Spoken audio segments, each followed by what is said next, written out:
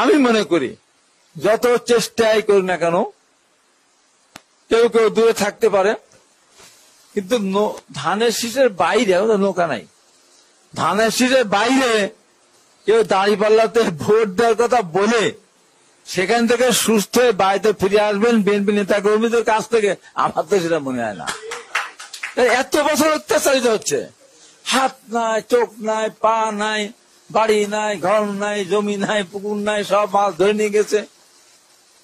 এতদিন পরে একটা নির্বাচনের মধ্য দিয়ে আমরা মনে করছি বাড়িতে আমরা থাকতে পারবো, নিশ্চিন্তে ঘুমাতে পারবো। সেখানে আপনার খেয়াল খুশি মতো দলের বাইরে সিদ্ধান্ত নিয়ে আমাকে ধানের শীষের বাইরে ভোট দিতে বলবেন। যে বলবে তার আমার মনে হয় যে বাসায় আসতেই তার কষ্ট হবে। এটা খুবই বাস্তব। বিএনপি কর্মী এটা মানবে না, কোনোভাবেই মানবে না। যেখানে সারা বাংলাদেশের সমস্ত রাজনৈতিক দল দু একটা বাদে তারেক রহমানের সিদ্ধান্তকে এক বাক্য মেনে নিচ্ছে, সেখানে আমরা দল করে দলের কারণে কেউ আমরা উপজেলা চেয়ারম্যান হয়েছে, মেয়র হয়েছে, কেউ এমপি হয়েছে, আমরা বড় বড় কথা বলছি, নেতা হয়েছে, আর সেই দলের সিদ্ধান্ত মানব না। এখন তো সেই সময় না, এখন তো কঠিন সময়।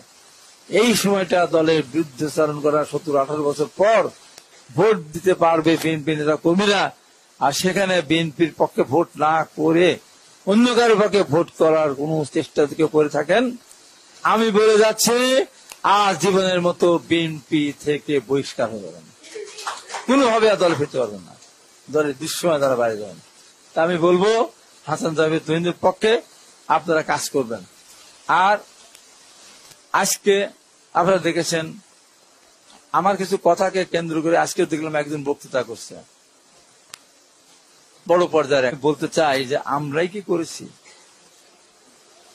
বিএনপি 1991 সালে জামাতকে 2টা মহিলা সংরক্ষিত আসন দিয়েছিল। যেখানে জামাত দুর্বল শক্তিশালী ছিল সেখানে বিএনপি কিছু সমর্থন করেছে, বিএনপি যেখানে শক্তিশালী ছিল জামাত সেখানে কিছুটা ছাড় দেওয়ার মধ্য দিয়ে বিএনপি 140টা কি 100 আসন পেয়েছিল, জামাতও পেয়েছিল 17-18টা। তারপরে সরকার গঠন করলো, 2টা সংরক্ষিত আসন জামাতকে দেওয়া হলো। আজকে দেখলাম বড় ধরনের নেতা, বড় নেতা, সে বলছে আমরা বিনা স্বার্থে একটা চা না খেয়েও আমরা বিএনপির সাথে সমর্থন দিয়েছিলাম। উনি বেমালুম ভুলে গেছেন যে 2টা মহিলা আসন তারা নিয়েছিল, সংরক্ষিত আসন।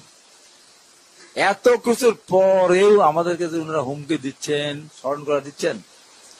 তাহলে 94 সালে আওয়ামী লীগের সাথে করে বিএনপির প্রতি আন্দোলন করতে গেলেন কোন কারণে? ওই সংসদ থেকে পদত্যাগ করলেন কোন কারণে? নিরপেক্ষ সরকারের নির্বাচন দাবিতে এই তত্ত্বাবধায়ক নিরপেক্ষ সরকারের টার্ম নাকি আপনারা এইটা লিখে দিয়েছিলেন, ওখানে গেলেন কেন? তখন সংসদের 2টা আসন দিলেন, আবার বিএনপিতে আন্দোলন করতে গেলেন কেন? বিএনপির সাথে আন্দোলন করতে কি হয়েছে আপনাদের? 18টা আসন পেয়েছিলেন না?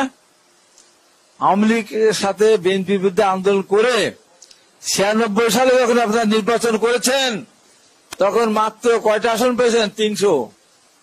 একটা শূন্য কাটেন কত হয়? 30টা। আর একটা শূন্য কাটেন কত হয়? 3টা আসন পেয়েছেন। অতএব বিএনপি যদি পাশে না থাকে আগামীতে কয়টা আসন পাবেন নির্বাচনের পর মানুষ বুঝাই দেবে। আমরা তো আপনাদের বলতে চাই না, আপনারা আমাদের বিরুদ্ধে বলেন। আমি কি বলেছি? আমি একদম পূর্ব, পশ্চিম, উত্তর, দক্ষিণ, আকাশ পাতালকে সাক্ষী রেখে বলতে চাই, একবার আমি এনসিপি, সারজি, জামাত কারুর নাম ধরে উচ্চারণ করিনি। আমি বলেছি আওয়ামী লীগ ফ্যাসিস্ট, আওয়ামী লীগ মানুষ হত্যা করেছে, গণহত্যা করেছে, আর বিএনপি 17.5 বছর নির্যাতিত হয়েছে, অত্যাচারিত হয়েছে, বিএনপির মানুষ খুন হয়েছে, গুম হয়েছে। বিএনপি কে আওয়ামী লীগের সাথে এক পাল্লায় যারা নিয়ে আসতে চেয়ে যারা স্লোগান দিচ্ছেন নৌকা ধানের শীষ 2 হিসাবের একই বিষ, যারা বলবে সাথে সাথে ধরে দা কুড়া চাকু যা পান তাই দিয়ে দিব্যাটা কেটে কালো করতে দিয়ে খাওয়াই দেবেন। আমি কার নাম বলছি? যে বলবে তার বিএনপি এত কষ্ট করে পরে আওয়ামী লীগের সাথে মিলাবে, আমি তো মানবো? হ্যাঁ, আমি ডাকাতি করতে গেলাম না, আমাকে ডাকাত বানা দিবে, আমি তো মানবো? আমি অন্যায় করলাম না, আমি নির্যাতিত হলাম, আমার উপর আওয়ামী লীগ অত্যাচার করলো, আজকে আমার সাথে মিলাবেন? অতএব আমি এই কথা বলেছি, দেখো আমার বিরুদ্ধে সারা পৃথিবী এক হয়ে গেল আমাদের এখন বুঝতেছ। যখন আমি বললাম আমাদের নাম বলি নাই, তখন তারা থামছে। এখন কথা হলো যে আমি না বলেছি জিব্বাটা কেটে কালো কুচুরি খাওয়া যেতে, যে বলে নাম বলি নাই, কিন্তু আমাদের আমির কি বললেন? আমার মানে বয়সে ছোটই হবে নাকি? হ্যাঁ, আবার আমাদের আমিরকে ছোট ভাই বলে বিয়াদ হয়ে অত বললাম না। জামাতের আমির উনি কি বললেন? আমাদের দিকে আঙ্গুল তুলবেন না, আঙ্গুল তুললে ডান হাত না বাম হাত দিয়ে জিব্বা টেনে ছেড়ে ফেলবো। তাহলে ওটা কি সন্ত্রাসী কথা হলো না? আমি তো তার সাথে দা কুমড়া দিয়ে কাটানোর কথা বলছি, যারা বলবে। আর উনি আঙ্গুল ডান হাত না বাম হাত দিয়ে জিব্বা টেনে ছিঁড়ে ফেলবে। আমারটা অপরাধ যদি 100 টন হয়, তার ওজন তার অপরাধ 1 লক্ষ টন, হাত দিয়ে টানি ছিঁড়ে ফেলবে। বলেন তো দেখি আমার অপরাধটা কি? আমাদের নেতা নিষ্পাপ, উনি বসে আছেন লন্ডনে, সোহাগকে হত্যা করলো যুবলীগ, ও করে এও করে, ভাঙড়ি ব্যবসাকে কেন্দ্র করে। জানলাম না শুনলাম না, স্লোগান শুয়ে গেল রাতের বেলা বিশ্বদের ছাত্ররা, হাসিনা গেছে যে পথে তারেক যাবে সে পথে, টিনের চালে কাওয়া, তারেক রহমান মায়া নাকি যেন একটা বাজে স্লোগান দিচ্ছে। আর একটা স্লোগান কি দিল? চাঁদা ওঠে পল্টনে চলে যায় লন্ডনে। বলেন তো, জিয়া রহমান করেছে কেটেছে খাল, এর সাথে লাঙ্গল আওয়ামী লীগ। তারপরে কি বললো? ম্যাডাম খালেদা জিয়ার সমস্ত শাড়ি গহনা ভাগ করে অমুককে গহনা দেওয়া হবে, অমুককে শাড়ি দেওয়া হবে। এত বড় দুঃসাহস কোথায় পায় তারা? ওই রাত্রে বিনা কারণে বিএনপি তো তাকে হত্যা করতে বলেনি। পরবর্তী সময় তো বিএনপি আমাদের নেতা মামলা করতে বলেছে, পুলিশ দিয়ে গ্রেপ্তার করতে বলেছে এবং আইনজীবী নিয়োগ দিয়ে নিষেধ করেছেন। তাহলে এই স্লোগানটা কেন দিলেন? আমাদের কেন ব্যানার ছিনলেন? আমাদের কেন পোস্টার ছিনলেন? আমাদের দলীয় কেন করলেন? আমাদের পার্টি ওর সামনে কেন বোমা মারলেন? এরপরে কি আমি কি বলতে পারি না? আমরা কি বলতে পারি না? এবং গত পরশুদিন গাজীপুরে একজন সাংবাদিককে গলা কেটে হত্যা করেছে। হত্যা করে সঙ্গে সঙ্গে বলে দিল এনসিপির এক নেতা যেটা বিএনপি করেছে। আরে এই মব সৃষ্টি করার বিএনপি বাড়ি ঘর জ্বালিয়ে দিত, 200,000 মানুষের সামনে ফেলে মেরে ফেলতে চাল তাই কে নিত। এখন হলো কি যে ওইটা হলো ছিনতাইকারী এটা করেছে, ধরা পড়েছে। তাহলে বিএনপির বিরুদ্ধে এই যে অপপ্রচার চালাচ্ছে, তা আমার কি বিএনপি তারা চুপ করে বসে থাকবে? যেই হোক না কেন, যদি বিএনপিকে সন্ত্রাসী সংগঠন বলে, বিএনপিকে চাঁদাবাজ বলে, হ্যাঁ বিএনপি কিছু কিছু ছেড়ে 2-1 যা ভুল ত্রুটি অবশ্যই করেছে, আপনারা কি কম করেন? আপনারা বিভিন্ন ব্যাংক দখল করেছেন না? জবরদখল করে ব্যাংক দখল করে যত টাকা লুট করেছেন, ওই টেম্পো স্ট্যান্ডে 10 টাকার চাঁদা রোজ কিয়ামত পর্যন্ত উঠালে অত টাকা হবে না, এত টাকা লুট করেছেন আপনারা।